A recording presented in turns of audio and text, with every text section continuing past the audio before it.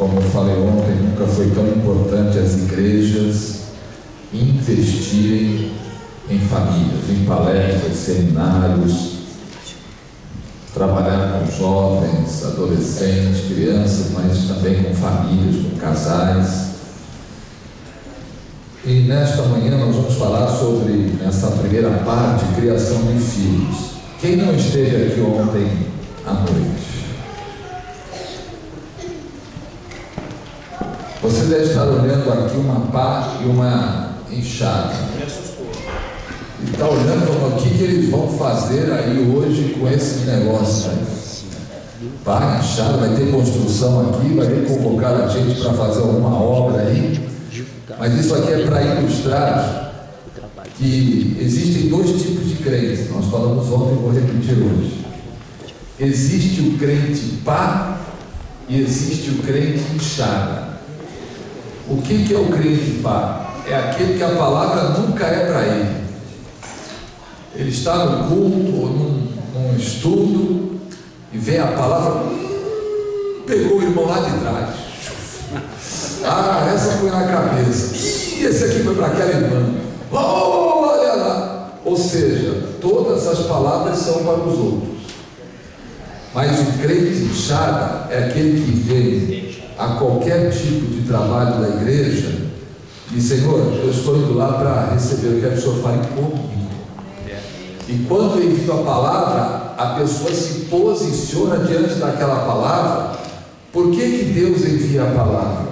A Bíblia diz lá em Oséias que Deus passa o prumo no meio do seu povo. O que quer dizer isso? O prumo serve para fazer um alinhamento de parede, ver se a parede está alinhada ou não. E quando a parede não está no prumo, ou se acerta para ela ficar aprumada, ou se derruba e constrói outra, dependendo do grau de inclinação. A palavra de Deus vem para isso mesmo, para eu avaliar como é que está a minha vida à luz da palavra. E quando eu observo que áreas da minha vida não estão de acordo com a palavra de Deus, a minha atitude é: Senhor, eu quero consertar essa área da minha vida. Senhor, essa palavra é para mim. Se falou com os outros, não importa. O que importa é que falou comigo. Porque tem crente que entra culto, sai culto, não muda nada na vida dele. Sabe por quê? A palavra nunca é para ele. A palavra é sempre para os outros. Eu, todas as vezes que eu ouço uma palavra, irmãos, a primeira coisa que eu faço é verificar a minha vida. E a minha maior preocupação é viver aquilo que eu prego, viver aquilo que eu ensino. E na minha igreja eu já falei: olha, aí está minha esposa, aí estão os meus filhos, perguntem para eles se o que eu prego aqui em cima eu vivo na minha casa ou não vivo. Porque ser crente na igreja é fácil. Aleluia! Glória a Deus! Louvado seja o nome do Senhor! E depois que sai é outra pessoa. Então crente, irmãos, é crente de período integral, 24 horas por dia, onde estiver é crente. Está no supermercado, é crente. Está andando na rua, é crente. Está no mall, é crente. E também na igreja é crente. Não só na igreja. Então aproveite. Todas as vezes, hoje não é diferente, mas todas as vezes que a palavra de Deus estiver sendo ministrada, faça uma avaliação da sua vida. Irmão, nenhum de nós é perfeito. Todos nós, tem algo que Deus vai falando, que a gente fala: oh, preciso melhorar. Às vezes a gente está fazendo, mas Deus está fazendo completamente. Mas quando vem a palavra e nós nos posicionamos, nós estamos dando espaço para o Espírito Santo trabalhar a nossa vida e ir nos transformando de glória em glória na imagem de Jesus. Amém? Então nós vamos falar nesta primeira parte sobre os filhos. O Salmo 127, versículo 3,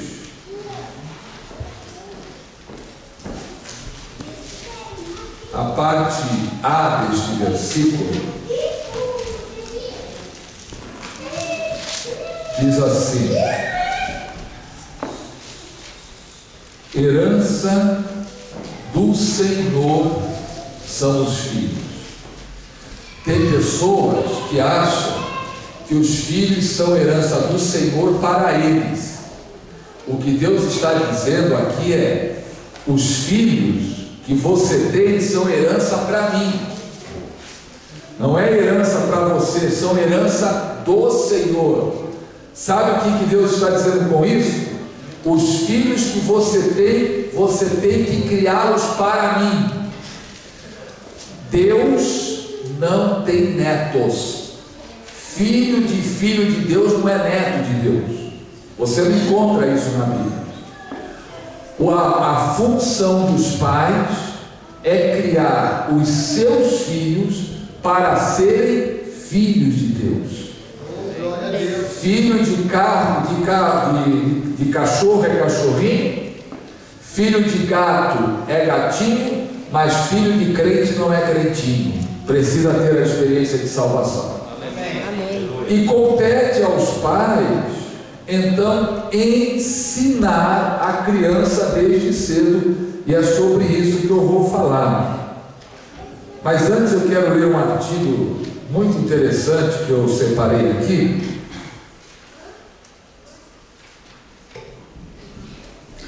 E o título desse artigo é: Quero ser uma televisão. Na sala de aula, a professora pediu aos seus alunos que fizessem uma redação e que na mesma expressassem o que gostariam que Deus fizesse por eles.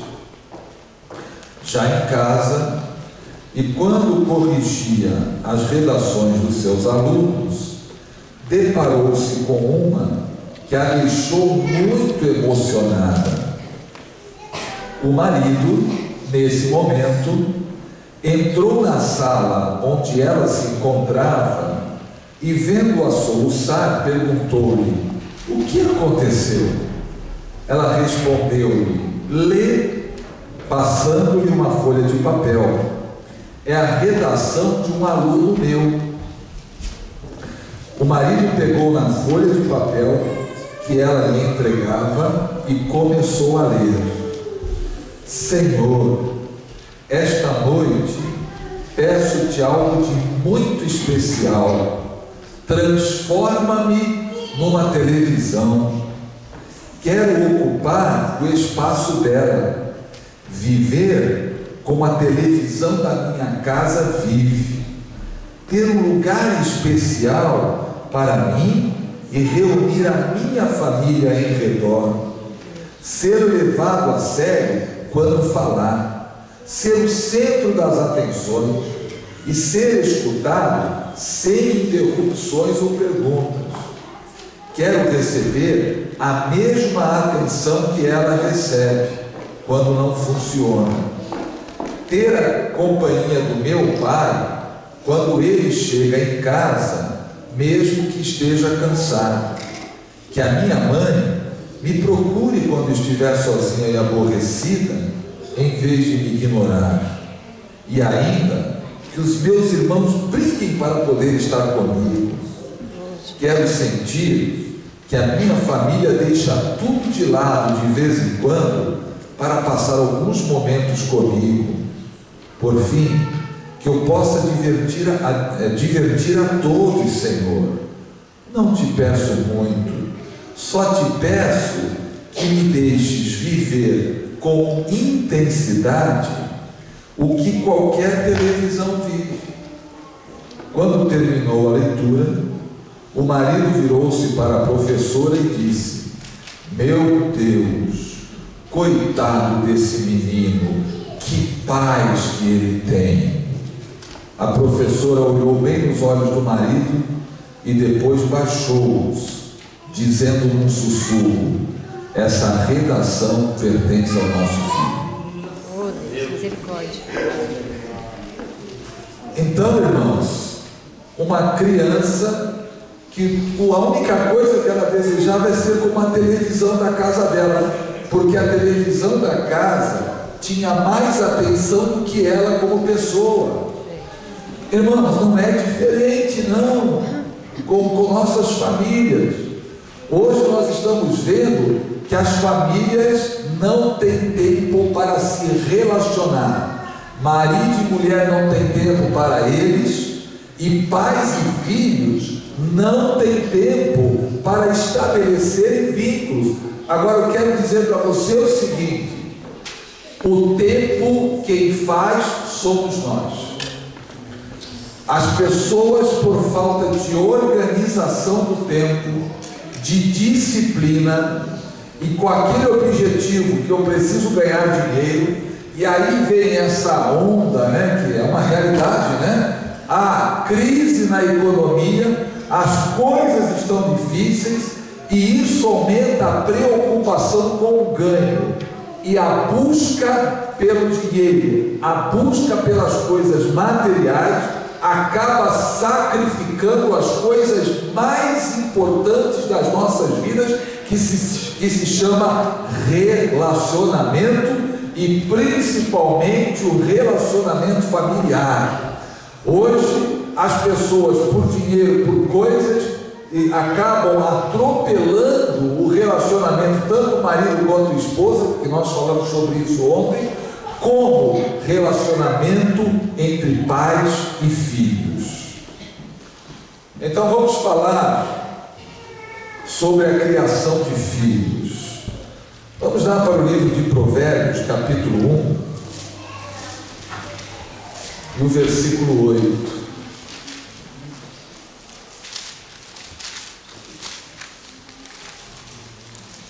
Provérbios, capítulo 1, versículo 8, que diz assim: Filho meu, ouve o ensino de teu pai, e não deixes a instrução de tua mãe. Existem outros versículos também que falam sobre a responsabilidade por cuidar de filhos do pai e da mãe. Não é só a mãe a responsável por criar filhos. A responsabilidade pela criação dos filhos é do pai e da mãe. A figura paterna e a figura materna têm que estar muito bem definidas dentro do lar, para que aquela criança cresça de forma saudável, tendo na figura masculina e na feminina os papéis muito claros e muito bem definidos. Hoje tem pais que a preocupação com a manutenção da sua casa é tão grande que eles ignoram que o maior tesouro que eles têm em casa é família, e principalmente filhos, que o mundo, irmãos, está matando as nossas crianças. Não falo fisicamente, mas eu falo emocionalmente, espiritualmente, e vocês estão num país extremamente perigoso para a educação de filhos. Se o pai e a mãe não se preocuparem com a educação dos seus filhos, estão entregando os seus filhos para serem criados pelo diabo. O diabo está doidinho para criar o teu filho. O diabo está doidinho para orientar o teu filho e passar os valores que o mundo tem na vida dele. A criança precisa dessa cobertura, precisa dessa proteção do pai e da mãe, precisa estar envolvida com a igreja para ter os mesmos relacionamentos com crianças que têm os mesmos princípios, a mesma fé, senão o mundo vai tragá-los. Não pensa que só o fato de trazer a igreja é suficiente, porque tem pai que é assim: mas eu levo meu filho domingo na igreja. Tá, e de segunda a sábado, qual que é o teu relacionamento com ele dentro do lar? Qual é o tempo que você separa para ele dentro de casa? Você dá atenção, dá carinho, dá amor, orienta. Então, olha, o pai é o papel forte dentro do lar. A presença do pai constitui-se numa fortaleza dentro do lar. E qual que é a função do pai? Ensinar e disciplinar.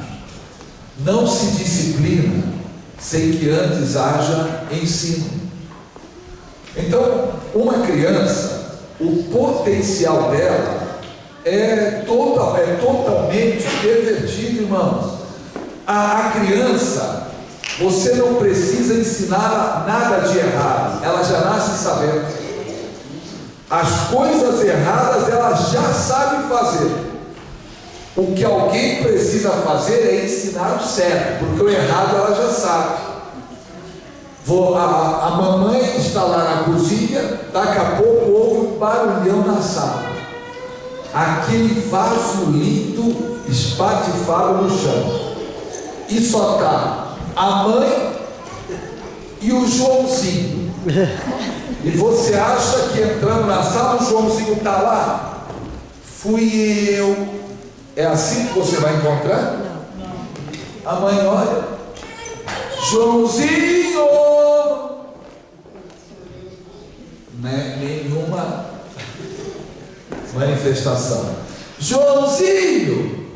Aí ela vai atrás e ele está lá no quarto brincando. Joãozinho, foi você que quebrou o vaso? Não, eu não. Eu não.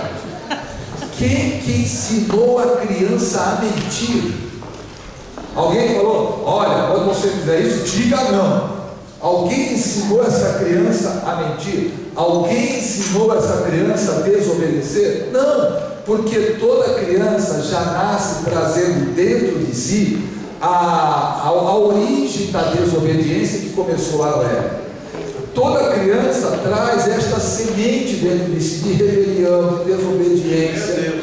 Compete aos pais agora ensinar e dizer, olha, foi você ou não foi? Fala a verdade. Olha, a mamãe ou o papai querem que você sempre fale a verdade. Começa a ensinar a criança desde cedo. Então os pais, principalmente o varão, o homem com H maiúsculo, não com o pequenininho, o homem. Irmãos, como é importante o posicionamento dentro do lar, estabelecendo limites para as crianças. Toda criança tem que ter limites. Toda criança tem que ter parâmetros.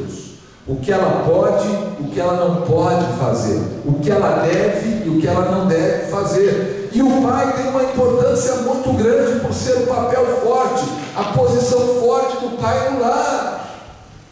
Agora tem pai que deixa tudo, vai falar com a tua mãe. Tua mãe que resolve, tua mãe que decide. Já falou com a tua mãe? E transfere para a mulher toda a responsabilidade. É banana de pijama, irmão. É pai que não quer esquentar a cabeça. Então, por que teve filho? Qual a razão de colocar filho no mundo se não quer ter trabalho? Educar filho dá trabalho, sim. O que, irmãos, tudo que nós vamos fazer na vida exige trabalho. Se nós queremos ser felizes, nós vamos ter que trabalhar a nossa felicidade. Se nós queremos ser bem-sucedidos, nós vamos ter que trabalhar a nossa vida profissional. Se nós queremos um lar saudável, nós vamos ter que investir, trabalhar no nosso relacionamento familiar. Se nós queremos ter um bom relacionamento entre marido e esposa, nós vamos ter que trabalhar o relacionamento. Nada se consegue sem trabalho. E tem gente que diz assim, sabe quem é o culpado disso? Adão. Se Adão não tivesse pecado, a gente não tinha que trabalhar. Irmãos, Adão, antes da queda, já tinha que trabalhar sim. Está lá quando Deus criou o homem, coloca no jardim do Éden, o colocou para lavrar a terra e protegê-la e guardar o jardim. Então tinha que trabalhar sim. É que nem a historinha lá do seu João, que estava na roça, debaixo daquele sol, e só murmurando: Adão, se Adão não tivesse pecado, agora eu não estava aqui nesse sol, agora eu não estava aqui nesse suor, esse Adão. E o patrão lá, só ouvindo. Um dia o patrão chegou e falou assim: seu João, vem cá, a partir de hoje o senhor não trabalha mais, o senhor vai ficar, já preparei um quarto para o senhor aqui na sede, o senhor pode fazer o que o senhor bem quiser, a hora que o senhor quiser comer é só dar ordem na cozinha, vamos preparar a comida para o senhor, a hora que o senhor quiser dormir, o senhor dorme, a partir de hoje o senhor não precisa fazer mais nada, vai viver, vai ganhar sem fazer nada. Patrão, mas não, seu João, eu estou dando essa liberdade para o senhor. Ô patrão, só isso? Só. Agora, seu João, só tem uma coisa. Está vendo aquela caixa ali na mesa da sala? Ô patrão, o senhor pode mexer em tudo que está na fazenda, mas, seu João, não abra aquela caixa, tudo bem? Só isso, patrão? Só isso. Tá bom. Lá vai o seu João. Vou dormir. Para que eu dormi? Acordava, vou tomar um lanche. Dona Maria, prepara um café da tarde para mim. Ela é Dona Maria. A coisa aqui é boa. E passeava, andava a cavalo, e voltava, e descansava. Mas que vidão, coisa boa, isso é que é vida. Com o passar dos dias, ele começou a se interessar por aquela caixa na sala. Interessante. O patrão falou que eu posso mexer em qualquer coisa, menos nessa caixa. O que será que tem nessa caixa? E ele olhava assim, não é possível. Mas o que tem de tão importante aí dentro que eu não posso mexer, não posso abrir a caixa? Alguma coisa ele tem. Até que chegou um dia que ele não aguentou. Ele foi lá, eu tenho que ir. Quando ele abriu, tinha um bilhete lá dentro. Aí, ei João, fizestes a mesma coisa que Adão, já para a roça. Ou seja,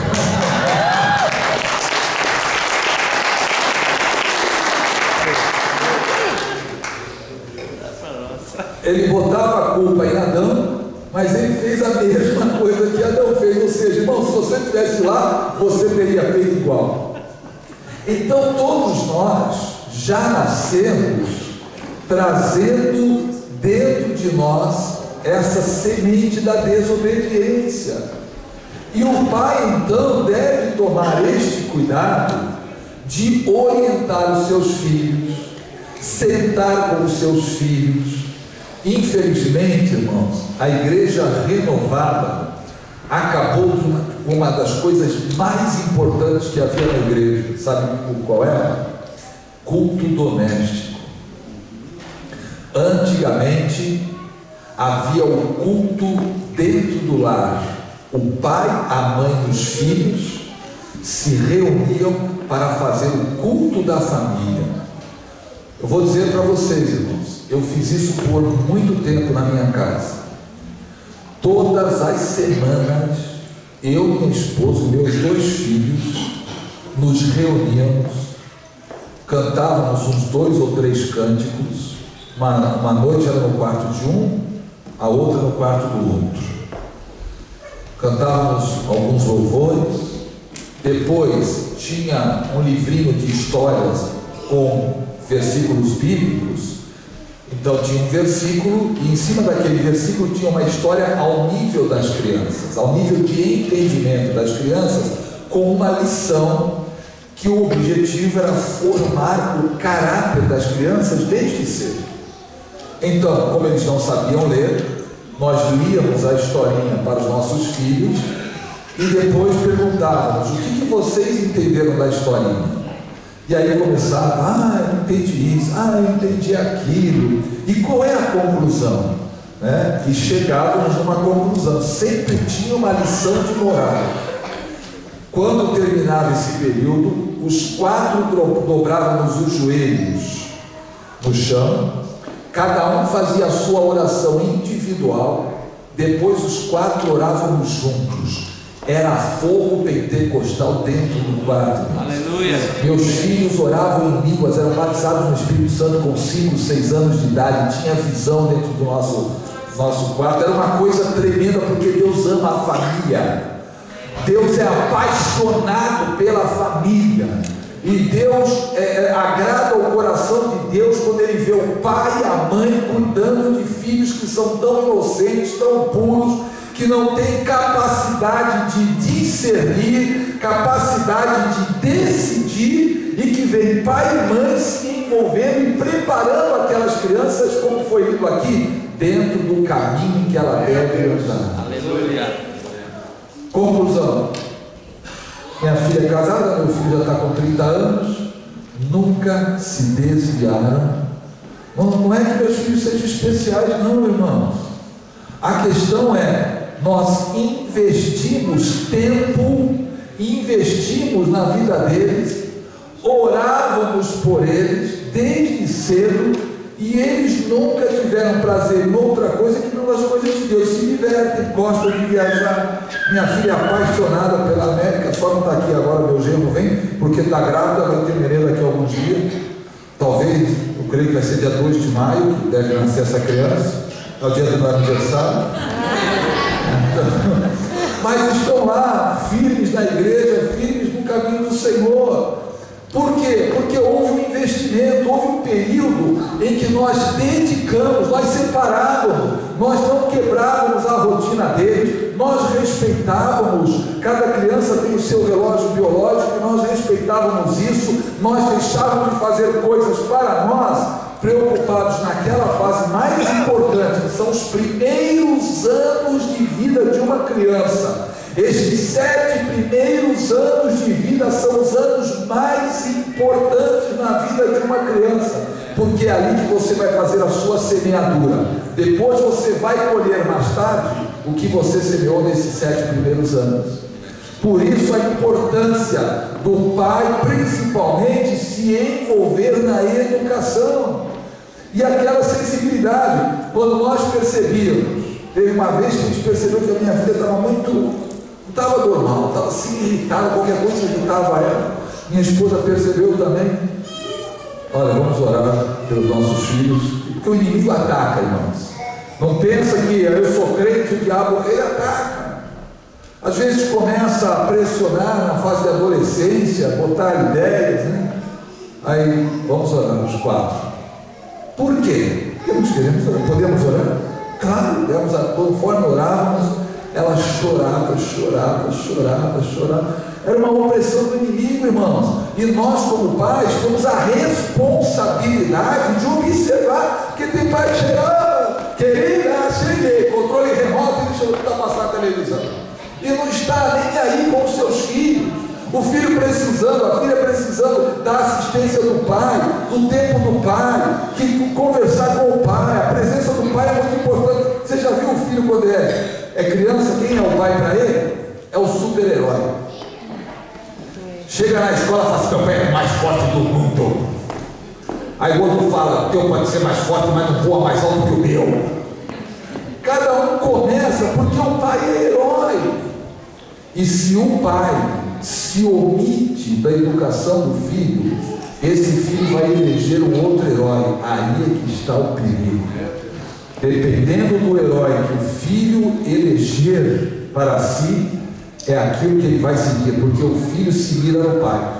O pai cruza a perna, daqui a pouco o senhor fica lá. O pai pega a mala, tchau querida, daqui a pouco você vê ele inventando alguma coisa parecida com uma malinha. Ele quer ser igual ao pai, ele quer imitar o pai. Agora o pai se omite, ele fica sem referencial. Esse referencial do pai é muito importante na vida dos filhos, por isso que ele é um papel forte. Normalmente nós vemos que a mãe já tem uma preocupação natural, ela se dá, ela se doa, mas às vezes nós olhamos que alguns pais são completamente ausentes e omissos na sua função paterna de educar. Por isso que nós começamos falando, a responsabilidade é do pai e é da mãe. Quando a minha filha casou, eu estava orando ao Senhor, alguma coisa que marcasse o casamento dela. Aí o Senhor me deu uma direção e eu fiz uma carta para ela e para o meu genro. E no dia do casamento, eu li essa carta e que eles guardassem essa carta para o resto da vida. E eu coloquei que até aquele momento, eu estava com a minha consciência tranquila de que, embora não sendo um pai perfeito, porque não somos, erramos como pais, mas que eu estava com a minha consciência tranquila, que eu havia cumprido com o meu papel de pai, e que a partir daquele momento, eu estava transferindo a responsabilidade pelo cuidado dela para o marido. Então, botei peso em cima dele, sim. Você cria filha para dar a mão em qualquer um? Não, irmãos. Inclusive, antes de namorar, irmãos, tinha regra lá em casa. Antes dos 18 anos, ninguém fala de namoro aqui. Sabe para quê? Para não incentivar precocemente namoro. A cabeça deles tem que estar voltada para estudo. Mas por quê? Agora a preocupação de vocês é com carreira, é com profissão, é estudar. Só depois de 18 anos que minha filha ficava contando, esperando. E falei para a mulher, né, para a filha, e outra coisa, antes de namorar, o gajo tem que vir conversar comigo. Gajo é em Portugal, em português, pai. Então o candidato a pretendente tem que ter uma conversinha comigo. E era uma conversa de 2 ou 3 horas, irmãos. Você criou uma filha para depois soltar na mão de qualquer um aí? Não. Vamos conversar. E esse com quem ela está casada, eu fiz a seguinte pergunta: você foi para a igreja por causa da minha filha ou por causa de Jesus? Ele se converteu depois, né? Aí ele falou: no começo era por causa da sua filha. Foi honesto, mas agora é por causa de Jesus. Mas agora está certo. E comecei a estabelecer o padrão para o namoro. Como que eu enxergava o namoro. Nada de ficar parado em rua sozinho dentro do carro. Nada. E começamos a estabelecer como que tinha que ser aquele namoro, irmãos. É um cuidado. A hora que casou e foi embora, agora a minha parte eu fiz, agora é sua responsabilidade. Mas tem pais que não sabem nem com quem os filhos estão andando. O filho chega, fui. E o pai não sabe com quem o filho anda. Irmãos, não se engane. Dependendo do círculo de amizades que o seu filho está, ele pode seguir princípios corretos ou seguir caminhos errados. Não se engane. Não, eu levo na igreja. Não é suficiente. A pressão do meio é maior do que a força do indivíduo. Se ele estiver envolvido, o círculo de relacionamento dele é um círculo pernicioso, danoso aos princípios cristãos, eu cortava, irmão. Por que eu não posso ir? Aquilo lá não é ambiente para você, você não vai. Mas o fulano vai. O fulano não é meu filho, você é meu filho. Irmãos, tem que chegar, o pai tem que ter essa atitude bem firme, senão o filho manda. Por que eu não posso? Tá bom, filho, mas olha, não volta à tarde. Por que eu não volto à tarde? Tinha horário. Eu quando era... Eu não nasci num lar evangélico, mas os meus pais tinham princípios. Não pensa que porque todo que não é crente é tudo mal e os crentes são todos bons. Tem crente mal e tem muito ímpio com caráter, irmão. E a minha família era uma família de caráter e tinha horário para chegar em casa. Éramos 3 irmãos. Meu pai dizia: os 3 saem juntos, os 3 voltam juntos. Eu morava no litoral, perto da praia de Santos. Os 3, meio-dia aqui em casa. E se não tiver, a cinta vai comer solto. E lá éramos nós, no horário. Engraçado é que quando tem horário, o horário mais gostoso é aquele que está próximo de você vir embora. Aí o que eu fazia? Quando eu tiver filho, não vai ser assim. Meu filho não vai ter horário para nada. Ele vai voltar para casa a hora que ele quiser. Porque todo jovem é assim, todo do adolescente, irmãos. Orar, irmão, orar é chato, o limite é chato, essa coisa, mas é necessário. O tempo passou. Tal horas em casa, onde que você vai, com quem que você vai, quem é essa pessoa, quem é a família dele. Então, todo mundo pode, eu não, todo mundo não é meu filho, você é meu filho, você é minha filha, não pode, não vai, nessa festa não, nesse lugar não, com essas pessoas não. Passam-se os anos. Aí a minha filha dizia assim para minha esposa, depois a esposa veio me falar, eu quero casar com uma pessoa que é meu papai. Eu falei, O meu filho começou a namorar e falou, olha, viu, pai? O pai dela queria um senhorzinho, porque eu dizia para minha esposa, eles não vão dar valor nessa fase de criança, de adolescente, de jovem, só vão dar valor quando estiverem maduros. Aí eles vão olhar para trás e dizer, olha, foi muito bom, foi muito boa a maneira como os pais me educaram.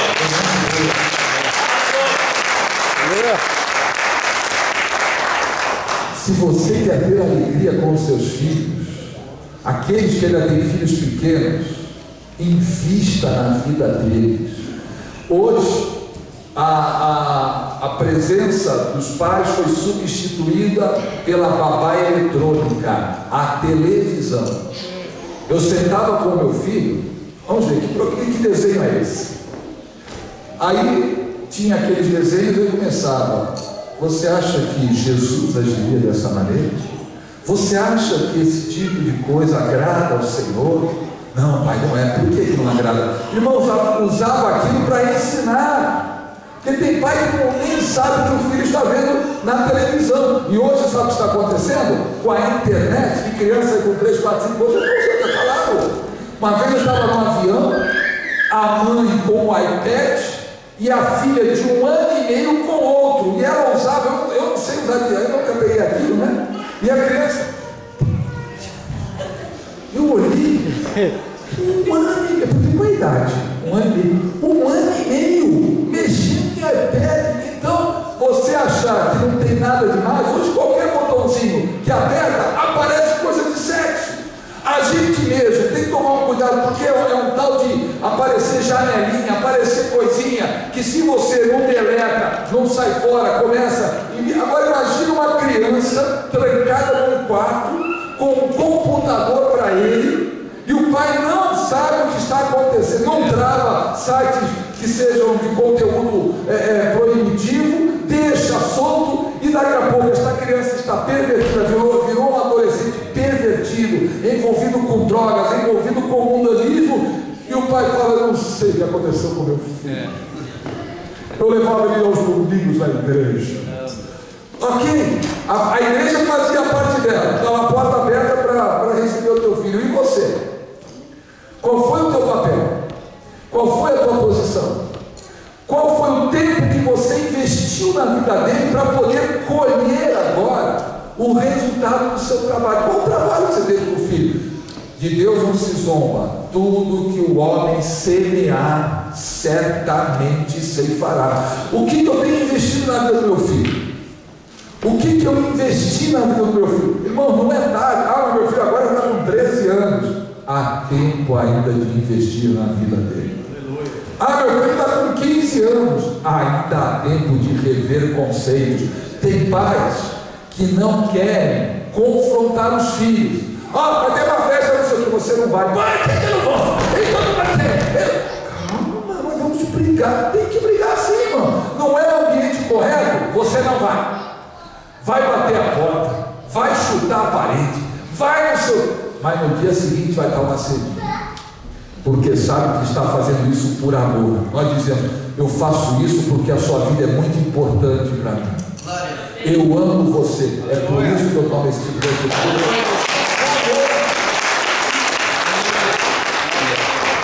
Quando um pai deixa de se envolver na educação dos filhos e traçar limites e parâmetros, sabe qual é o recado que ele está mandando para o filho? Achando que é um pai liberal, o recado que ele está mandando para os filhos é: a sua vida para mim não tem importância alguma. Então viva como você quer. Inconscientemente, aquele filho se sente desprotegido.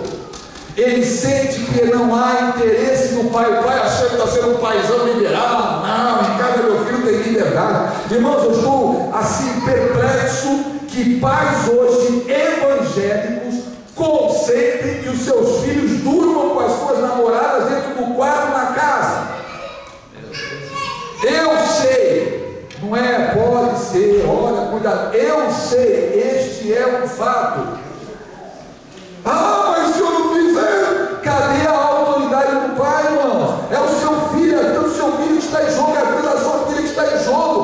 Começa a liberar. Hoje existe essa cultura, a adolescente já tem que ter relação sexual. Não, você tem que criar os seus filhos para serem virgens, para se preservar para o casamento e não entrar nessa cultura do mundo que ela é maligna. Ah, desde que use preservativo, tudo bem nada. Tem aqui um livro que eu escrevi, eu ia falar depois, eu vou falar agora, se chama Pacto de Sangue do Casamento. Começa no namoro, noivado e casamento, e é uma defesa da virgindade. Os 4 problemas que acontecem com o sexo antes do casamento. 4 perigos do sexo antes do casamento. Orientação para pais, orientação para jovens. Quando saiu, eu peguei meus 2 filhos e falei um para você ler e depois comente. Pô, vai legal, podia colocar uma oração no final e tal. Gostaram? Por quê? Porque eles foram ensinados dentro desses princípios. Não houve choque. Eles não falaram, por que eu não posso transar com a minha namorada? Nunca perguntaram isso. Sempre se preservaram. Quando estava na escola, a professora começou lá a desdenhar da virgindade. Por acaso, hoje em dia, com a moça casa virgem, que é isso, na época que nós estamos, a minha filha, ela é assim bem, que nem o pai, né? Levantou a mão. Pois não, minha filha. Professora, eu vou casar virgem. Mudou na hora o discurso na sala de aula. Irmãos, por que ela teve essa atitude segura? Porque ela foi ensinada desde cedo em casa. A sua virgindade é para o seu marido. Sexo é com o seu marido. O meu filho é a mesma coisa, irmãos. 30 anos nunca teve relacionamento sexual com a mulher. Mas seu filho não, ele é homem, é macho. Mas é o macho de Deus, é o homem de Deus. Essa é a diferença, irmão. Então não estou dizendo meus filhos ou meu, não estou fazendo apologia nem propaganda. Eu só estou dizendo que houve um tempo que nós investimos na vida deles. Houve um tempo em que nós separávamos um período para estar com eles. Durante todo o crescimento nós acompanhávamos e eu acompanho até hoje, irmão. Eu estou aqui nos Estados Unidos, é MSN, é Skype, é Excel. Aí, como é que está? Tudo bem? Está precisando de alguma coisa? Eles sabem que há um pai e uma mãe que até hoje se preocupam com eles. Então, pai, não abandone o seu filho. Pai, não entregue o seu filho para ser criado pelo diabo. Crie você no caminho do Senhor, no caminho que ele deve andar. Pais omissos não educam. Disciplinar tem que ser com amor. Provérbios 29:17 diz: corrige o teu filho e te dará descanso, dará delícias à tua alma. Então corrige o teu filho e você vai descansar. Disciplina e ele vai descansar. Os extremos que existem na educação de filhos de um lado, liberou geral. Você sabe o que você quer, você sabe o que você faz da vida. Você já é grandinho e deixa a criança fazer o que quer. O outro extremo é a opressão. Tudo é pecado, tudo é do diabo, nada é permitido. Não pode assistir televisão, televisão é do diabo. Não pode ver futebol é do diabo. Não pode ir no cinema, o cinema é do diabo. Não pode ir no shopping, o shopping é do diabo. Não pode ir na praia, a praia é do diabo. E como é tudo é do capeta, eu sobrou o que dentro da igreja para ele. Constrói uma casinha dentro da área da igreja e vai morar lá. Então, irmãos, não é uma questão que você vai chegar e tudo é do diabo, mas tem limites. O que pode, o que não pode, o que deve, o que não deve, qual é o programa de televisão que pode assistir, qual é o que não pode, qual é o desenho animado Não pensa que todo desenho é inocente, não, irmão. Tinha um programa aí de desenho para criança que ensinava a matar a avó. Nossa. Não, estou falando sério, irmão. Começa a olhar para das avós.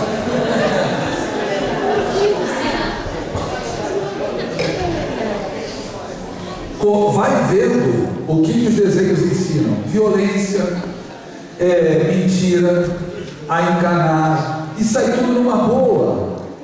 Um ator de novela no Brasil ficou assim estarrecido com uma pesquisa que ele fez, porque quando sai novela, sai pesquisa para observar a tendência do espectador, para eles irem adaptando para pegar público.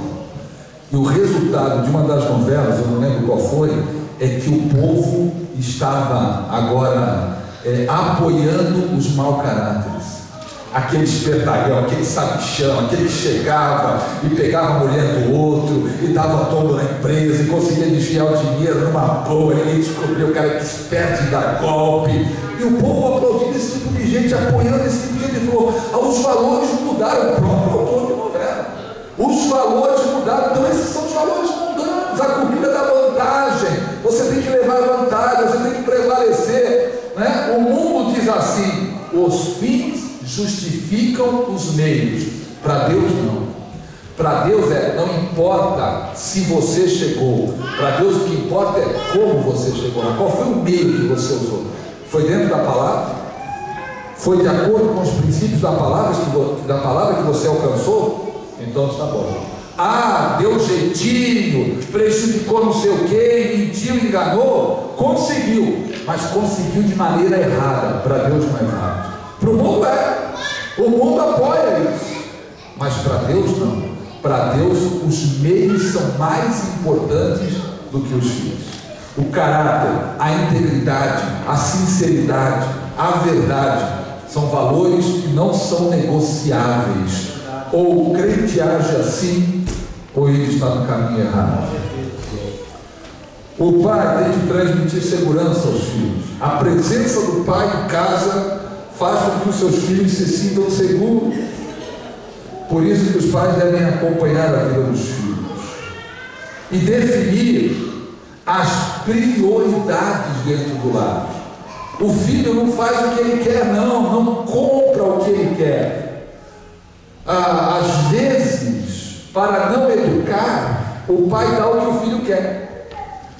Vamos lá no mall, o que você quer? E acha que dando presente, ele consegue suprir a falta de amor. Ele consegue suprir a falta de relacionamento, de cuidado. Irmão, dinheiro, presente não substitui amor, não substitui afetividade. Então não é comprar o filho com dinheiro ou com coisas materiais. Isso daí está deturpando a formação desta criança. E se não pode, não pode. Se não dá, não dá. Tem que confiar que Deus vai suprir. Teve uma vez um casal com uma situação financeira complicada lá no Brasil, que eu sei que não acontece essas coisas, mas lá acontece. E a filha chegou lá no shopping, no mall, viu um tênis caríssimo, que nada que aqui não, viu? Lá tem tênis de até R$1.000. Pensa. O cara paga em 24 vezes, o tênis acabou, ele está pagando aí a prestação. Aí eu quero dizer: não, filhinha, agora não dá. Eu quero, porque não sei o que, filha, não sei o que. Bom, conclusão: para não ter que comprar briga com a filha, não pode. Comprou, já estava endividado, se endividou mais ainda. Falta o quê? Autoridade. O que está ensinando para essa criança? Que tudo que ela quiser, se ela não conseguir por um meio pacífico, se ela comprar briga, ela alcança. Ou seja, de uma forma ou de outra, ela sempre vai ter tudo que ela quiser. Está errado, irmãos.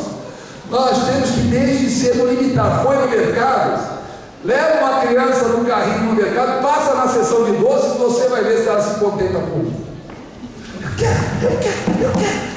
Eu quero, fica doida. Aí passa na seção de brinquedos, você vai escolher um. No outro, na semana passada eu já comprei, dessa vez não tem. tem que ensinar a criança desde cedo que não é tudo que ela quer que ela vai ter, senão ela vai se acostumar que Deus depois vai ter que satisfazer todos os seus caprichos, todos os seus desejos, e a vida não é assim. E outra coisa, tem esforço, tem luta, nada se consegue sem que haja um esforço. Amém? Amém. A mãe é o apoio estratégico no lar. A mãe também tem uma função muito importante, irmãos. O pai é o papel forte, mas a mãe é a figura estratégica. Então ela deve orientar os filhos de acordo com os princípios estabelecidos pelo pai. Mãe não quebra a autoridade do marido. Se o marido estabeleceu um princípio, a função da mãe é fazer com que aquele princípio seja cumprido. E se ela não concorda, vai conversar com o marido, não na frente dos filhos, porque criança é mais esperta do que você pensa. Ela está ali fingindo que está brincando e só prestando atenção no diálogo do pai e da mãe. Você não deve ter feito isso com o nosso filho. A uma gata, ela é a mamãe, papai não deixa, mas mamãe, e ela está ali, aquela cara de sonsa, irmão. E vai bem, você foi duro, você tinha que ter deixado, e não sei o quê. Sabe o que ela vai fazer da próxima vez? Vai pedir para a mamãe, não para o papai. Vai lá, mãe, tá bom, filho, tá certo. O pai chegou e estabeleceu uma disciplina: 30 dias sem computador. Esse Facebook, o Twitter, porque essa coisa aí, eu não sei o quê. 30 dias você não mexe no computador. Aí o pai está trabalhando, a mãe está em casa. Lá vai, ele é dissimulado, ela é dissimulada, ele sabe dissimular. Mãe, 30 dias, eu sabe que eu estou entrando, me chamando, eu não posso me comunicar. Aí como é que faz? Eles vão achar que eu estou não sei o quê, que eu estou doente, que eu estou não sei o quê. E fala, tá bom, filho, mas faz o seguinte, não fala nada para o seu